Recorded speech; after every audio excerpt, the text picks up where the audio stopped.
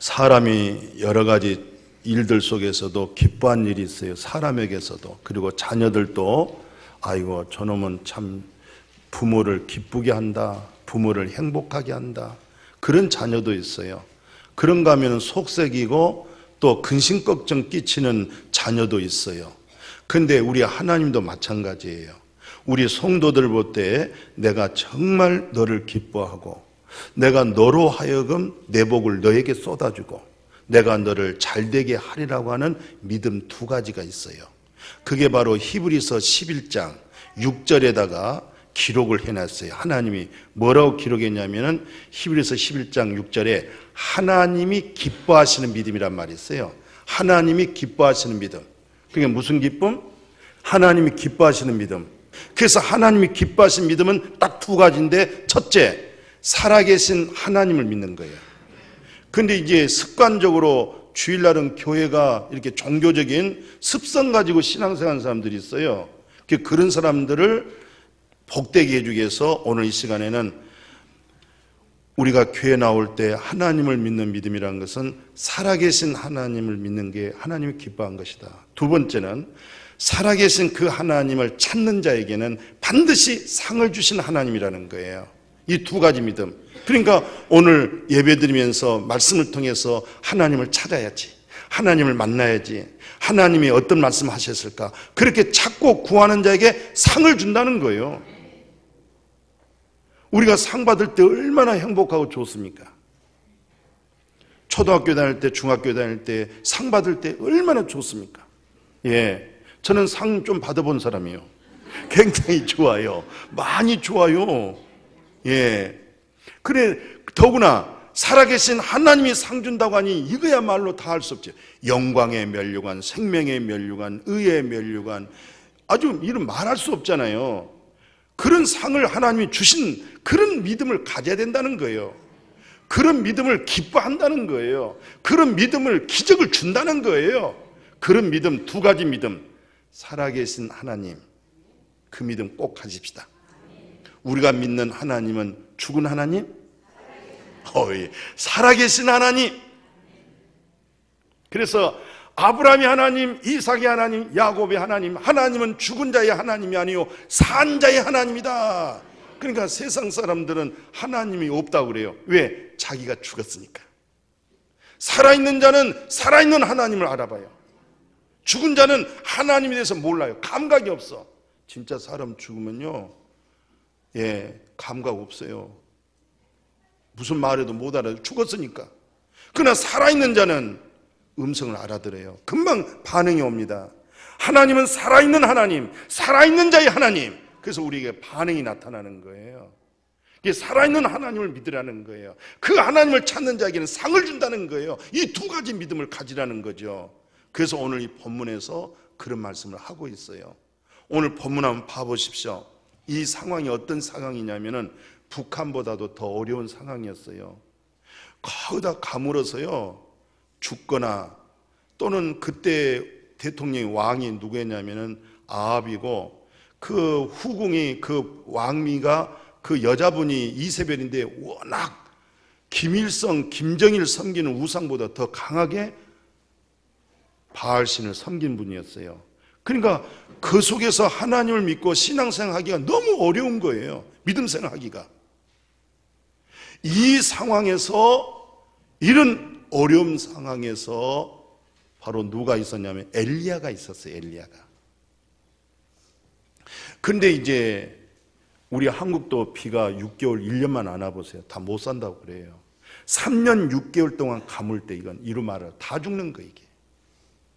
그때 여호와의 하나님의 말씀이 엘리야에게 임했어요. 8절 9절 보시면 8절 9절에 여호와의 말씀이 엘리야에게 딱 임했는데, 임한 그 말씀의 메시지 내용이 이렇게 기록되어 있어요. 너 일어나. 절망과 낙심 속에 있잖아요. 한때는 엘리야가 얼마나 힘든지, 나 이제 그만 살래요, 나 좀 빨리 데리고 가세요, 나 좀 빨리 데려가세요. 그렇게 기도한 사람이었어요. 워낙 힘드니까. 사람이 하나님 믿어도 너무 힘들면요, 잘못하면은 이 사단의 어둠에 잡힐 수가 있어요. 근데 너는 일어나 저쪽 시돈에 속한 사르밧 동네로 가라는 거예요. 거기서 정말 하나님을 남편으로 믿고 살고 있는 한 여자가 과부가 있다는 거예요. 너는 거기 가서 명령하라. 내게 음식을 주게 하였느니라. 아니 지금 이 가뭄 속에 다 죽어가는데 음식이 어디 있겠어요? 근데 하나님의 말씀이 엘리야에게 딱 임했어요. 임해가지고 너는 저쪽 동네 가면은 한 여자가 있을 텐데 그 여자가 너에게 음식을 먹여줄 것이라는 거예요. 너에게 이 3년 6개월 동안 가뭄 때에 굶주리지 않도록 계속 너에게 먹여줄 수가 있다는 거예요. 참 신기한 말씀이잖아요. 이건 정말 믿기가 어려운 말씀이잖아요. 이 가뭄의 어려움 속에 어떻게 더더욱이나 남편 없는 한 여자가 오직 믿음으로 가지고 살고 있는 그 여자가 어떻게 먹이고 살 수 있겠어요? 근데 엘리야가 그 말씀을 순종하고 그 동네를 찾아갔어요. 딱 찾아갔는데 10절에 보니까 12절에 사르밧에 가서 이제 그런데 성문에서 한 여자가 나무를 줍고 있는 거예요. 나무가지를. 그 나무가지를 줍고 있는데 가가지고 불러요. 네 손에서 떡 한 조각을 내게로 가져오라고 그래요. 떡 한 조각을 가져오라. 그랬더니 그 여자가 뭐라고 얘기하냐면은 나는 떡 없어요. 다만 내가 가지고 있는 것은 통에 밀가루 통에 손으로 이렇게 합치면은 한 주먹 되는 밀가루하고 그 다음에 기름병에 기름 몇 방울 이거 해서 먹을 수밖에 없는 그것이 전부입니다. 내가 지금 나무가지 줍고 있는 것은 내 아들이 있는데 그거마저 밀가루 한 움큼 데워진 거에다가 기름병, 기름 몇 방울 있는 거 그것을 튀겨서 그놈 먹고 이제 죽으려고. 이젠 더 이상 살 수가 없어요. 살고 싶어도 살 수가 없는 거예요. 그거 먹고 죽으려고 나무가지 줍고 있는 그 여자에게 네 손으로 내게 먹을 것을 주라고 하니까 할 수 없이 이 여자가 이제 고백을 하잖아요. 내가 내 행편이 이렇습니다. 내가 이렇게 가난하고 어렵습니다. 내가 가지고 있는 것은 몽땅 이것뿐입니다. 그런데 어떻게 이것을 내 아들하고 해서 먹으려고 죽으려고 그러는데 어떻게 또 이것을 뺏어갑니까? 이럴 수도 있어요. 그렇잖아요. 아니 어떻게 이것을 당신에게 달라고 그럽니까? 그때에 이제 엘리야가 13절에 뭐라고 했어요? 엘리야가 그에게 말합니다. 너 두려워하지 마라. 네 말한 대로 해라. 그러나 먼저 그것으로 나를 위해서 작은 떡 한 개를 만들어 내게로 가져오고 그 후에 너와 네 아들을 위해서 만들라. 그러면서 설교를 했어요. 뭐라고 설교하냐면 하나님의 말씀을 줬어요.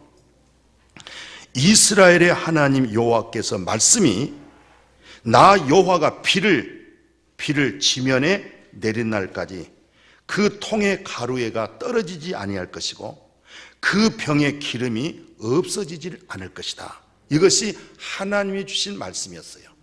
이것은 정말 엘리야도 믿기 어렵고 더더욱이나 엘리야는 직접 하나님으로부터 음성을 들었다 할지라도 이 여자는 그 음성을 안 들었잖아요. 그런데 엘리야가 받은 하나님의 말씀을 그 여인에게 이 말씀을 전했는데 이 여자가 그 말을 믿었어요. 그 말을 순종했어요. 그래서 결론이 뭐냐? 오늘 그 15, 16절에 그가 가서 엘리야의 말대로 했다고 그랬어요. 그대로 순종했다고 그랬어요. 그대로 믿음으로 능동적으로 움직였어요. 머뭇거리지 아니하고 말씀대로 그대로 실천했다는 게 지금 이렇게 했더니 그와 엘리야와 그의 식구가 여러 날 먹었는데 여호와께서 엘리야를 통하여 하신 말씀같이 통에 가루가 떨어졌어요? 안 떨어지는 거예요. 기름병에 기름이 없어져요? 아니 사용하면 또 생기는 거예요. 사용하면 또 생기는 거예요. 아니 분명히 그 밀가루 통에 밀가루를 다 털어서 해먹으면 없어요. 내일은 없는 거예요. 근데 또 있어요. 이게 하나님의 기적이에요. 이것은 믿음에서 난 기적입니다. 믿음에서 오는 기적이에요. 이 말씀을 믿어서 기적이에요. 오늘 우리의 신앙생활이요, 하나님 말씀을 믿는 믿음이 돼야 돼요. 기적은 하나님이 주시는 거예요. 하나님이 주시는데 말씀에서 이루어지는 거예요. 이 성경 66권이요 전체적으로 믿음에서 나타나는 기적의 책이에요. 실사는 믿음 없는 사람에게는 기적이 안 일어나요. 하물며 어떤 일이 있었냐면 예수님이 많은 지역에 다니면서 엄청난 기적이 일어났는데 고향에 갔어요. 고향에 가니까 역시 고향에도 가난한 사람이 있었고 병든 사람이 많았어요. 근데 그것은 병이 안 고쳐지는 거예요. 왜? 사람들이 뭐라는 줄 아세요? 요셉의 아들이 왔네? 아니, 요셉의 아들, 사람의 아들로 봐버리는 거예요. 인본주의를 생각한 거예요. 이성주의, 관념적이고 사람의 생각으로 예수를 보니까 기적이 안 일어나잖아요. 거기서 오직 기적이 엘리야가 최고의 능력의 사자잖아요. 엘리사가 최고의 능력의 사자잖아요. 엘리사 때는 엄청난 나병 환자가 많았어요. 문둥병자가 엄청나게 많았어요. 우리 한국에도요 한때는 폐병 환자가 많았고요. 나 같은 경우는 초등학교에 다니다가 연병 걸려가지고 머리털 다 빠고 눈썹까지 다 빠져가지고 우리 동네가 150가구인데 다 죽어갔어요. 나만 살았다니까. 그놈은 150세대 큰 동네였어요. 근데 그 동네에 무슨 병이 왔느냐? 옛날 시골로 말하면은 저놈 연병 걸렸네. 그 전라도 말이에요. 내가 연병 걸려버렸잖아요. 그러니까 죽어가는 거예요. 내가 시들시들하게. 근데 내가 하나님의 능력으로 살아났잖아요. 하나님의 은혜와 능력입니다. 그런데 엘리야 때는 그렇게 3년 6년 동안 가물다 보니까 전부 못 사는 거야. 그리고 남자는 10명이다. 여자는 50명이야. 그러니까 홀로 산 여자가 또 너무 많아. 근데 너무 또 가난한 거야. 그런데도 그 중에서 사렙다 동네에 있는 이 여인에게만 기적이 일어났어요. 기적이 안 일어나요. 왜? 믿음이 없기 때문에. 엘리사 때는요 그렇게 문둥병자가 많아가지고 여기 가도 문둥병자, 저쪽 가도 문둥병자, 참 문둥병자 동네가 있었어요. 근데 엘리사는 능력의 사자거든요. 능력의 종이거든요. 근데 그 중에서도 아무도 문둥병이 안 나는데 나만 장군 있죠. 별 4개. 근데 그분은 별 5개랍니다. 최고의 스타의 주자인가 봐요. 나는 4개가 최고 높은 줄 알았더니 어디 갔더니 그분은 5개라고 그러더라고요. 그분이 문둥병 걸린데 그 이방인이잖아요. 아랍 사람이잖아요. 그자가 엘리사 만나고 깨끗해져 버렸잖아요.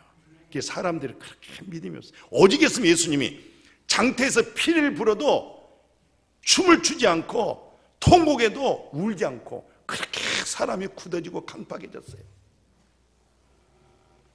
그러니까 지금 이 시대가 무슨 시대냐면 믿음 없는 시대라는 거예요. 그러니까 믿음 없는 시대는 뭐예요? 기적이 안 일어나는 거예요. 표적이 나타나야 되는데. 그러면 하나님이 기뻐하시는 살아계신 하나님, 반드시 하나님은 이 놀라운 기적, 표적을 주신 하나님을 찾아내면 역사한다는 거예요. 기적이 일어난다는 거예요. 근데 그런 믿음이 먹을만 하니까 전혀 믿음이 없었고 인본주의 사람의 생각으로 돌아가 버린다는 거예요. 그래서 예수님이 한 번은 동네에 들어가서 예배 드리는데 성전에서 헌금통을 저 입구에다 뒀어요. 근데 이제 보통 사람들이 이렇게 종이돈으로 헌금을 했어요. 종이돈이 헌금이 높아요. 그 다음에 제일 작은 돈이 동전이었어요. 동전.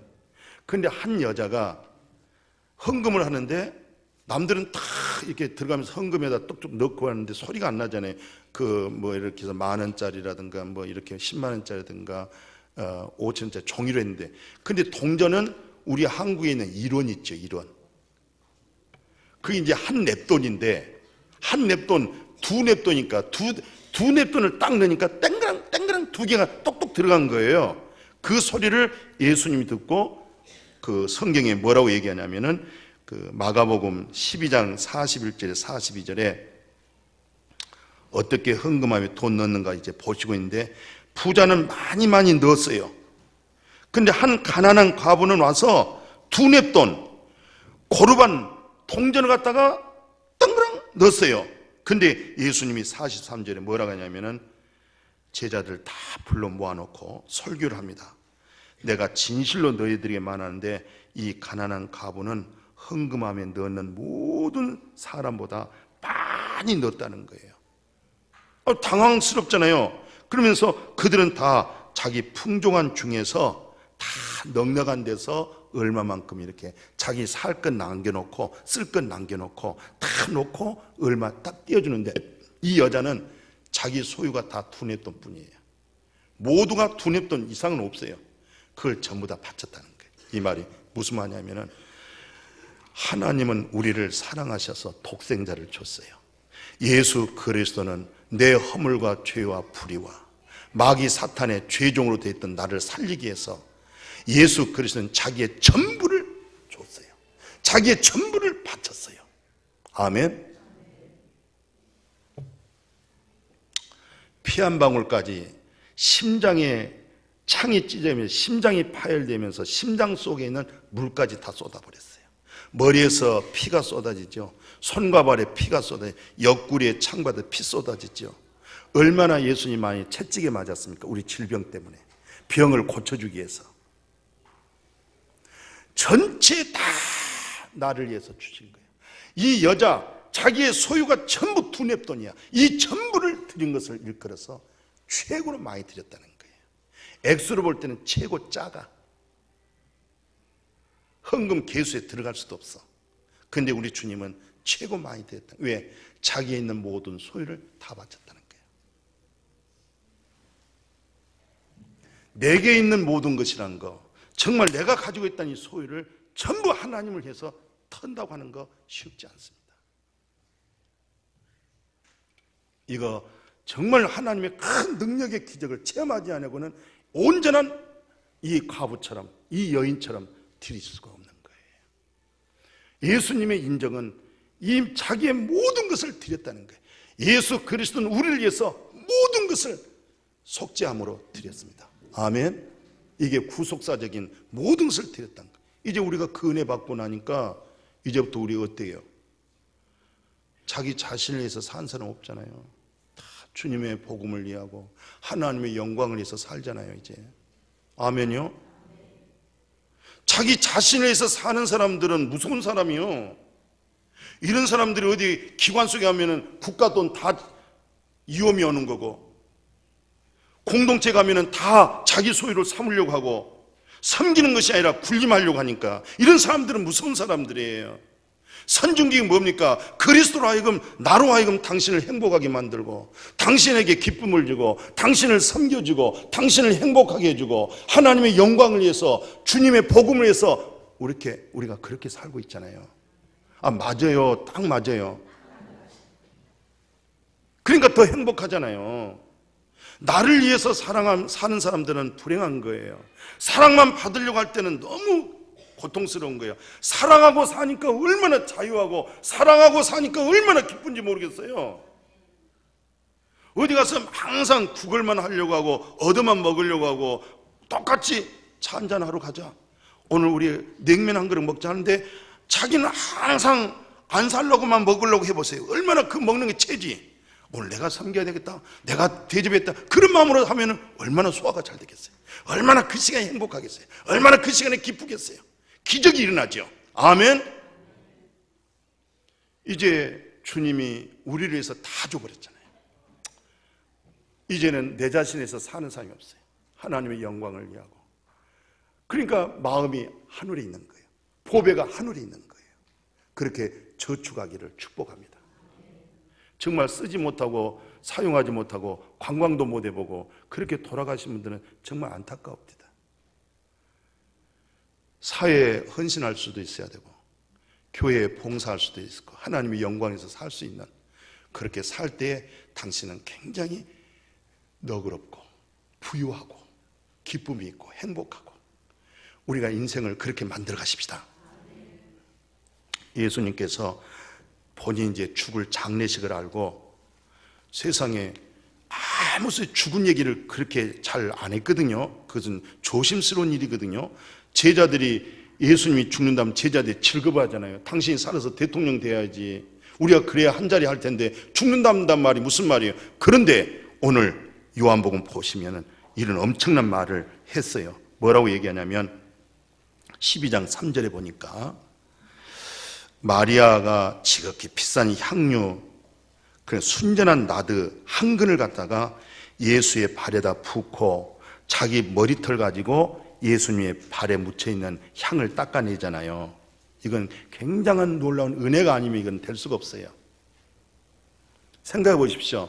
그때는 뭐 제일은행, 한국은행, 국민은행이 없고 우리은행도 없어요. 그때 은행은 바로 이 병에다가 일하고 싹 받아가지고 시장 가서 향유 사다가 모아놓는 거예요.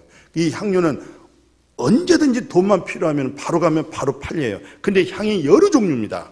비싼 거 있고 싼 거 있고. 근데 이 자매는 굉장히 비싼 향이었어요. 이걸 갖다가 예수님의 발에 붓고 여인들의 아름다움은 전부 다 머리에 있습니다. 이 자매가 그 머리카락을 갖다가 예수님의 발등을 씻고 있었잖아요. 그래서 7절에 뭐라는 줄 아세요? 예수님 너무 감동을 받고 이것은 그냥 허비할 수가 없는 거예요. 허비가 있어서 제자들 막 허비한다고 야단 법석이에요. 왜 이렇게 비싼 걸 갖다가 쏟아버립니까? 이거 팔아서 가난한 자에게 구제해야지 왜 이랬습니까? 그랬더니 예수께서 이르시되 그를 가만두어라. 지금 제자들이 막 입방아를 찍거든요. 이 정신 나간 여자 이걸 왜 이렇게 쏟아버려? 너무너무 아까. 근데 방 안에가 향수가 가득한 거예요. 이것을 뭐라고 그러냐면 예수님께서 나의 장례식을 기념하게 해라. 할렐루야. 야, 가장 참 마음의 정성을 쏟아서 주 앞에 드렸더니 이것은 내 장례식을 기념할 수 있는 향유로.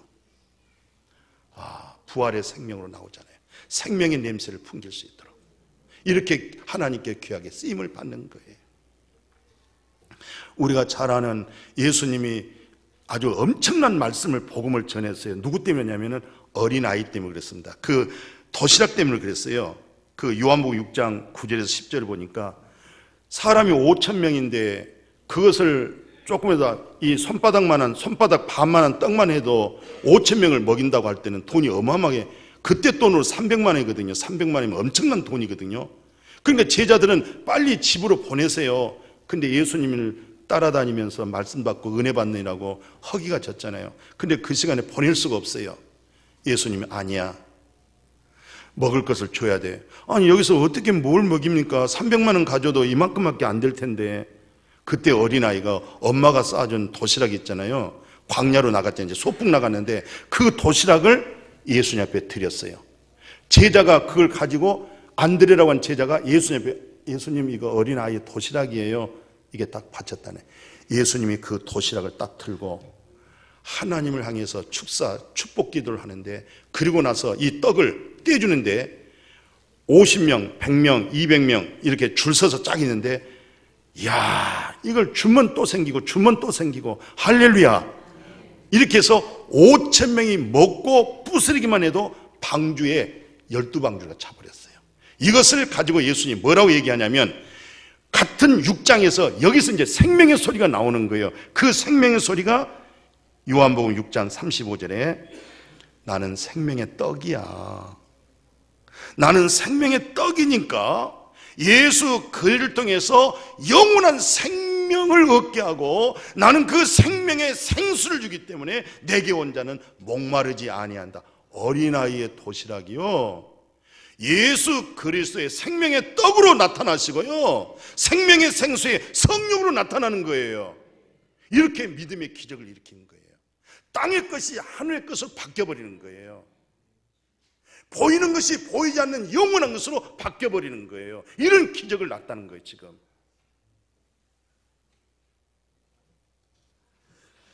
그 그러니까 빌립보서 보면은 굉장히 영적으로 신령합니다. 빌립보서, 갈라디아서, 에베소서, 빌립보서 그렇게 돼 있잖아요. 그 다음에 골로새서, 데살로니가 전서, 데살로니가 후서, 디모데 전서, 디모데 후서, 그렇게 성경이 지금 순서가 되어 있는데, 그 빌립보 교회를 향해서 글을 써요. 사도 바울이. 빌립보, 그러니까 여기 있는 교회. 그러니까 이제 왜 이걸 쓰냐면은 그 데살로니가 지역에서 사도 바울이 이제 개척을 하고 복음을 전하잖아요. 근데 굉장히 어려운데 그 빌립보 교회 성도들이 에바브로 디도를 통해서 헌금을 모아가지고 데살로니가에 있는 바울에게 헌금을 한 번 주고 또 두 번 주고 준 거예요. 근데 그것을 너무너무 사도 바울이 감동을 받은 거예요. 그래서 바로 감동받고 은혜받고 하나님 음성을 듣고 빌립보 교회 성도들에게 바로 빌립보서를 쓰기 시작한 거예요. 그게 이제 4장 한번 봐보십시오. 뭐라고 되어 있냐면은 4장 16절 17절에 보면은 데살로니가 있을 때에 너희가 한 번뿐 아니라 두 번이나 나의 쓸 것을 보냈다. 내가 선물을 구함이 아니다. 오직 너에게 유익하도록 풍성한 열매가 맺어지기를 원한다. 그러면서 18절에 큰 축복을 주는데 내게는 모든 것이 있고 또 풍부한지라. 그런데 너희들이 에바브로디도 편에 너희가 준 것을 받았다. 정말 내가 풍족하니 이는 받으실 만한 향기로운 재물. 같이 합시다. 향기로운 재물. 그러니까 빌립보 교회 성도들이 그 어려운 중에 그 가난한 중에 환난 중에 빌립보 교회 성도들이 헌금을 모아가지고 저쪽에 데살로니가 먼 지역에서 사역하고 있는 바울에게 보내준 그 헌금을 딱 받아들이고 성령에 감동되어서 이것을 뭐라고 일컬냐면은 향기로운 재물이다. 향기로운 재물. 그 다음에 두 번째 뭐냐면 하나님을 기쁘시게 하는 것이다. 하나님을 기쁘시게 했다는 거예요.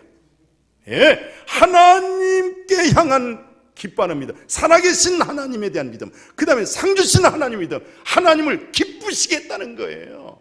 너무너무 감동돼가지고 빌립보 교인들을 향해서 1장부터 4장까지 글을 쓰기 시작한 거예요. 그래서 빌립보서를 보면 너무 영적이고 신령합니다. 재물이라는 게 이렇게 하나님 앞에 헌금하는 것이 이게 향기로운 재물이 되는구나. 이것을 하나님을 기쁘시게 하는구나. 그러면서 축복하는데 뭐라고 축복하냐면 빌립보서 거기 19절 하반절 보니까 나의 하나님이 그리스도 예수 안에서 영광 가운데 그 풍성한 대로 너의 쓸 것을 채워주시리라. 너희를 또 살림하고 살 것인데 반드시 풍성하신 하나님, 넘치시는 하나님이 너의 쓸 모든 것을 채워주시리라. 이렇게 축복해버리는 거예요. 감동을 받고. 그러니까 믿음의 기적은 어떤 역사가 일어나냐면 보세요. 우리가 믿음으로 죄 사함 받잖아요. 믿음으로 성령 받잖아요. 그 믿음이 아니면 안 되는 거예요. 믿음이 안 되면 믿음으로 죄 사함 받아버리고 믿음으로 성령 받아버리고, 그게 믿음에는 뭐가 나타나요? 기적이 일어나는 거예요. 그게 믿음 없으면 안 되는 거예요. 우리가 사도행전도 보면 날 때부터 안진뱅이잖아요. 사도행전 3장에 보니까 날 때부터 안진뱅이가 항상 구걸하기 위해서 성전 미문에 앉아 있었어요.